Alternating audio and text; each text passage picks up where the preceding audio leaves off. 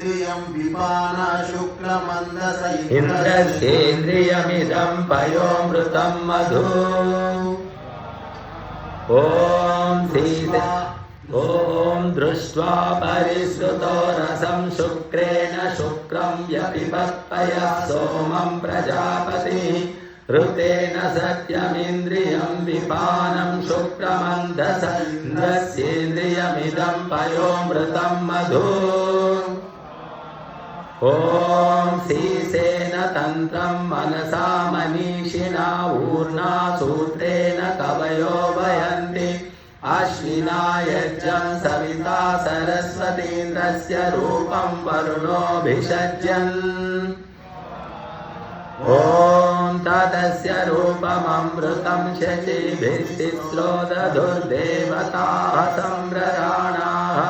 लोमानि षष्ठैर्बहुधानतोक्मभिस्त्वगस्य मांसमभवन्नलाजाः ॐ तदश्विनाभिषजा रुद्रवर्तनी सरस्वती वयति येषोऽन्तरम् अस्थिमज्जानं मासरैः कालोदरेण ददतो गवां त्वचि ॐ सरस्वती मनसा पेशलं वसुना सत्याभ्यां वयति दर्शतं वपुः रसं परिष्कृतानरोहितं नग्नहुर्वीरस्तसरं न वेमा स्वाहा पयसा शुक्रममृतं जनित्रं सुरया मूत्रा जनयन्तरेतः अपामतिं दुर्मतिं बाधमाना भूवध्यं वातं सत्वं तदारा स्वाहा ॐ इन्द्रसूत्रामाहृदयेन सत्यं पुरोडाशेन सविता जजान यकृत्क्लोमानं वरुणोऽभिषज्यन्मतस्नेवायव्यै न मिनाति तीर्थम् ॐ आन्द्राणि शालिर्मधुपिन्वमाना गुदात्राणि सुयुगानधेनुः शेनस्य पत्रं न प्लीहा शचीभिरासन्ति नाभिरुदरं न माता ॐ कुम्भो वनिष्ठुर्जनिता शचीभिरस्मिन् यज्ञे योन्यां गर्भोऽन्तः लाशिर्व्यक्ता शतधार उत्सो दुहेन कुम्भे स्वधां पितृभ्यः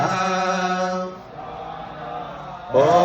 मुखं सदस्य शिरयः सतेन जिह्वा पवित्रमश्विना संसरस्वती चव्यं च पायुर्भिषदस्य वालो वस्तिर्न शेको हरसातरस्वी ॐ अश्विभ्यां चक्षुरमृतं ग्राभ्यां छागेन तेजो हविषा श्रुतेन पक्ष्माणि गोधूमैः कुवलैरुतानि केशो न शुक्रमसितं वसाते ॐ अविन्नमेषो न शिवीर्याय प्राणस्य बन्धामृतो ग्राभ्यां सरस्यत्युपवाकैर्यानं नस्यानि बर्हिर्बदरैर्जजान ॐ इन्द्रस्य रूपं वृषभो बलाय कर्णाभ्यां श्रोत्रममृतं ग्राभ्यां यवान बर्हिर्भ्रुविकेसराणि कर्कन्दुजज्ञे मधुसारगं मुखात् ॐ आत्मन्नुपस्थेन मृगस्य लोमा मुखे श्मश्रूणि नव्याघ्रलोमा केशान शीर्षं यशसे शिखा सिंहस्य लोमद्विषीन्द्रियाणि ॐ